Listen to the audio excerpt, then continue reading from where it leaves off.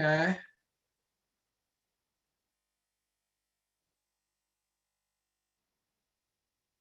And I'm going to start recording. Okay.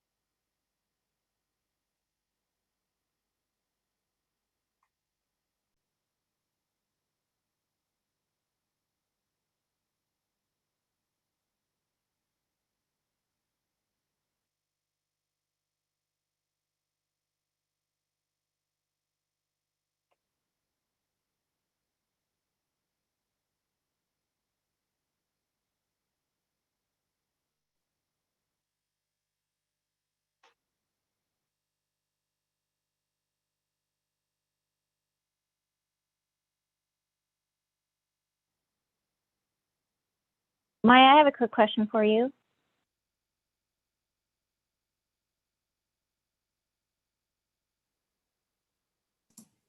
Yes, ma'am. When Zinnia does public comment and sets the timer, does she announce that the 4 minutes is over? Does she just let the sound come on her timer from the phone? I want to make sure I don't do something different.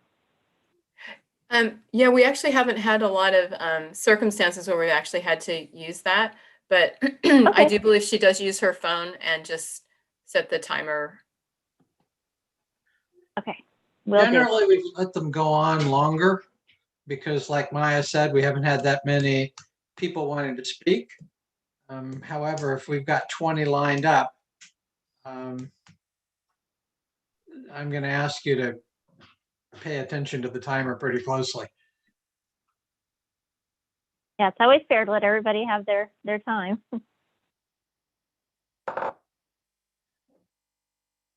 It's 6 o'clock, Mr. Chair. Okay. Can we wait another couple of minutes? We do not have a quorum We yet. need Autumn to come back. You have Yes. them present. They need to turn on their video. Thank you. Marika, Autumn. All right, we do have a quorum. All right. Good evening. Thank you for attending the Planning Commission regular meeting of Tuesday, July 20th, 2021. I have a paragraph I need to read first about authorization to do Zoom meetings.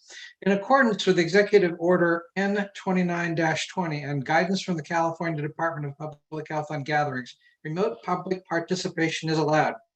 We'll address the order in the following ways. Members of the public may not physically attend meetings. The Planning Commission meeting will be live streamed on Comcast Channel 28 and on the city's website, barring technical difficulties.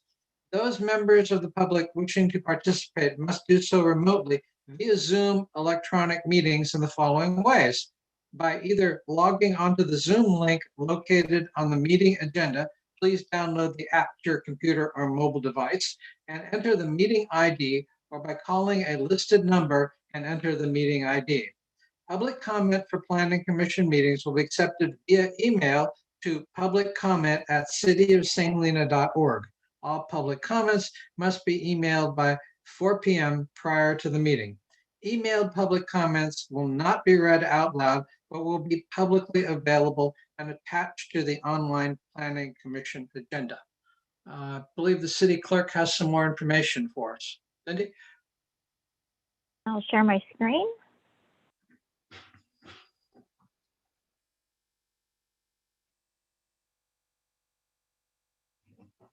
All right. So the public can participate for public comment if you dial 669-900-6833 at the prompt. Enter the meeting ID, which is 834-4043-0194, and press the pound. During public comment, you will be called upon, and you can press *9 to address the commission. Tonight's meeting is being live streamed with Spanish interpretation. To access the interpretation, you will need to use a Zoom application from either your cell phone, tablet, or computer. Instructions on how to use the Zoom app are listed in English and Spanish on the agenda posted on the city's website. Once you join the meeting, the Zoom application, you will see a small globe at the bottom or top of the screen. Click on the globe and you will be able to access the live interpretation. Marcy and Claudia are our interpreters this evening. Thank you very much, Cindy. Commissioner Anderson, will you lead us in the Pledge of Allegiance, please? I will. I can find it. I pledge allegiance to the flag of the United States of America and to the republic for which it stands, one nation, under God, indivisible, with liberty and justice for all. Thank you. I'd like to call the meeting to order. Cindy, will you take the roll, please? Chair Pons? Here. Vice Chair Hell is absent. Commissioner Anderson? Here. Segura is absent. Rosfeld? Here. Okay, thank you. We're down to public forum. This is the opportunity for members of the public to address the commission on items of interest that are not listed on the agenda. Because of restrictions imposed by the Brand Act, the commission may not engage in discussion or take action on matters not described on the agenda. Please observe the time limit of 4 minutes. Do we have anybody wishing to speak at this point? I'm reviewing the attendees and I do not see a raised hand. Okay, thank you. That takes us down to consent items. Members of the commission or the public may ask that any items be considered individually for purposes of considering alternative action, for extended discussion, or for public comment. Unless that is done, one motion may be used to adopt all recommended actions. We only have one item tonight, and that's the minutes of July 6th, 2021. Do any members of the commission wish to have that item pulled for further discussion? Seeing none. Does any member of the public seem to care to have that item pulled? There is none. There's none. Okay, then a motion would be in order, please.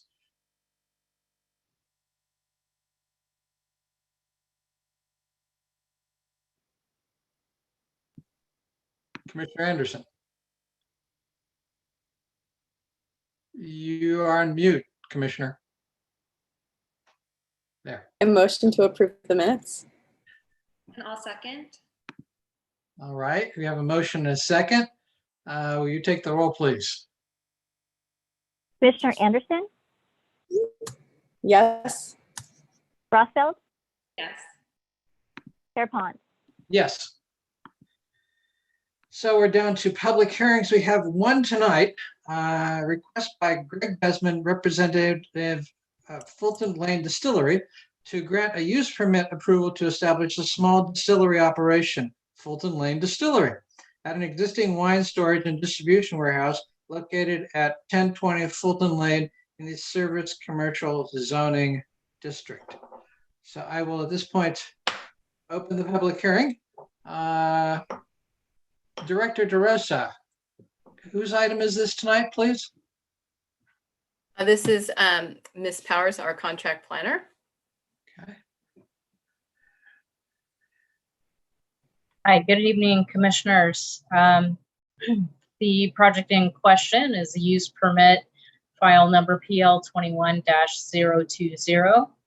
It's a request to establish a small distillation operation at 1020 Fulton Lane within the general plan and zoning districts of Service Commercial. Currently, this location is being used as a wine storage warehouse and distribution facility.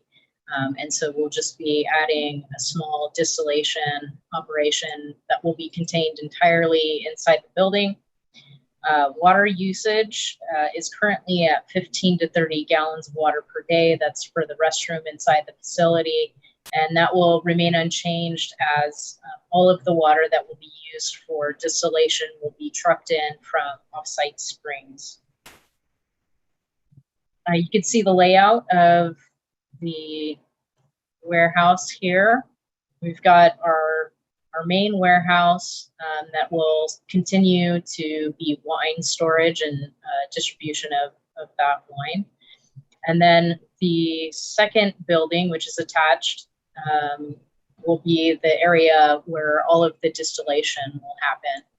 So the project is proposing distillation of both whiskey and brandy. We have got a primary still and 2 secondary stills, and water holding tanks, as well as beer and wine holding tanks, and then 3 separate holding tanks for wastewater, which will then be hauled off site as needed. Deliveries to the site and from the site should not exceed about 1 to 2 deliveries per week, and an additional 1 to 2 per month for the actual distribution of the distilled whiskey and brandy once it's put into barrels. The distillation operation and warehouse has 3 dedicated parking spaces. You can see that they're numbered here at the bottom.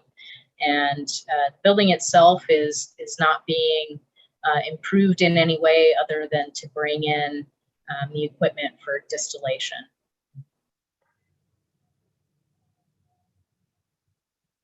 And for more information on parking, this particular use would require 2 parking spaces overall. The multi-tenant facility there has a total of 11 parking spaces, and as stated previously, three of those parking spaces have been dedicated to the Fulton Lane Distillery operation. One employee will be needed for the proposed and existing operations, with the possibility of an additional 1 to 2 employees for deliveries and or barrel loading.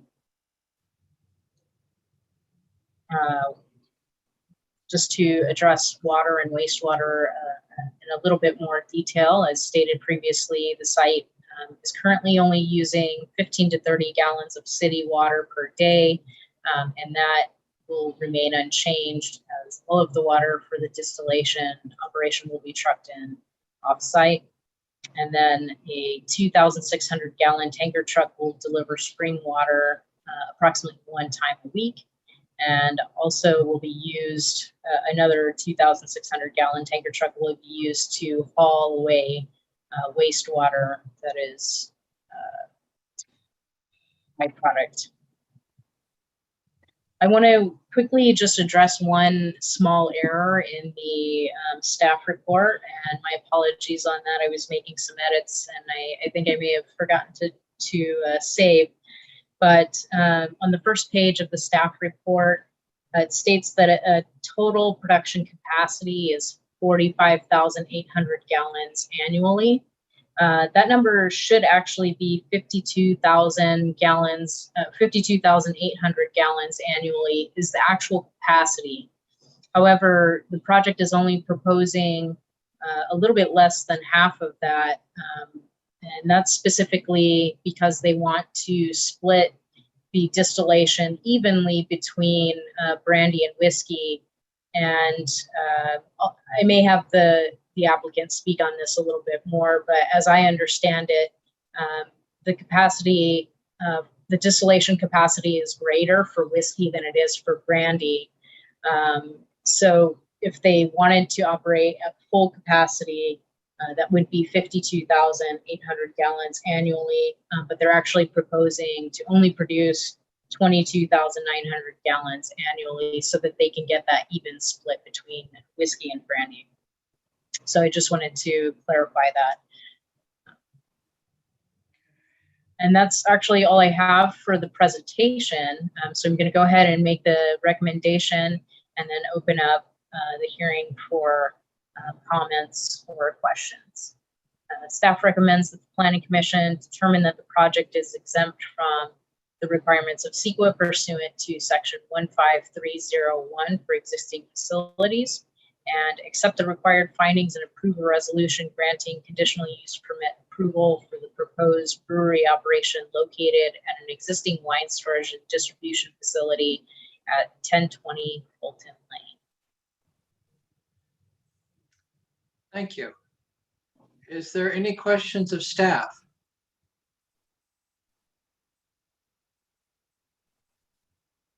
Seeing none, I would like to invite the applicant at this point to speak to the commission. Is Mr. Desmond? Good evening. Am I coming through loud and clear? Yes. Great. So thank you for hearing this item tonight. Thank you to staff for helping us move this project forward. I also have a representative from the distillery, John Hardesty, who will be doing the majority of the discussion about the actual distillery and its processing. But both of us, both John Hardesty and I, are both available for questions as they may come up. So at this point, both of us can field questions from the commission and the public and staff. And again, thank you for hearing this item tonight. All right, Mr. Hardesty, you have anything to add at the present time? I don't, but just to echo what Greg said, thank you for hearing us. And I think we've got a great project here, and I appreciate the staff's work on this. Do any of the commissioners have any questions for the applicant? No, I have a couple just plain old curiosity. Pot stills, column stills? What kind of stills are we doing? Pot still, yeah. Pot stills, okay. Yes. Okay, Olympic style pot stills, yeah. Alembic from Charantes from Cognac, yeah. And I'm guessing that you can produce more brandy than whiskey because the wine starts off at a higher alcohol content than the beer. You are a smart man. You got it. Ex-chemist. So that's the only reason. Okay. Any more questions for the applicant or staff for that matter, curiosity based or not? No? Hearing none, then I will say this is a time for the public to comment on the project. We did receive 20 letters from the public supporting the project.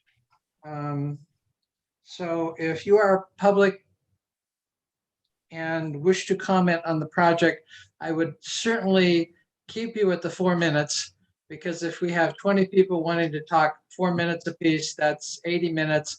That's fine, but that's an awfully long time. Cindy, do we have any members of the public? I need Chantel to please stop sharing her screen. Oh, yes. That's better. Do we have any members of the Alright. public wishing to speak? We do not. We do not. Okay. But I shall once again remind the commissioners that we did indeed have 20 letters that were sent out to you. Several were attached to the agenda itself, but there were 4 that didn't quite make that attachment, but you got those via email just before the meeting started. So, hearing no public testimony, and I'm assuming there are indeed no more questions of staff or the applicant, I will bring it back to the commissioners by closing the public hearing. Do we have any comments from the commissioners on the project?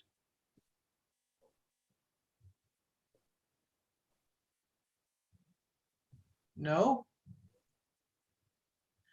Well, I will say something. I think this is a fine project. It's small. It uses the space well. It adds variety to what's available in town. I'm hoping eventually the product will be available in town.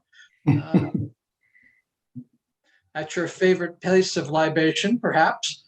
In the meantime, that's my only comment on the project per se. If I see no further comment from the commissioners, then a motion would be in order.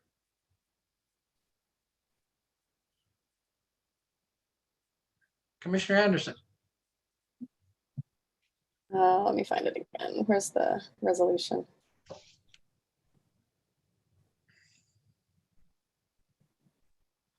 All right, I have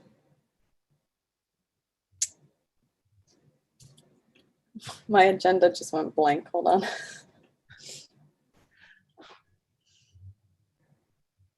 You can just use the staff recommendation at the end of the staff report. That I will know. cover it. I have it highlighted, and sometimes when I highlight it, it turns to like checkered squares and I can't read what's underneath the highlighting. Would you like me to read it for you? I found it. Sorry. I move that the Planning Commission determine that the project is exempt from CEQA pursuant to section 15301 and accept the required findings and approve a resolution granting conditional use permit approval to the proposed distillery operation located at an existing wine storage and distribution facility at 1020 Fulton Lane. Very good. Do we have a second? I'll second that. Thank you, Commissioner Rothfeld. Cindy, will you please take the vote, please? Commissioner Anderson, Yes. Rothfeld, Yes. Chair Pont. Yes. Okay, we're finished with that item. That takes us down to scheduled matters. I do not see any. That takes us to item 7, department reports. Maya, do we have anything this evening?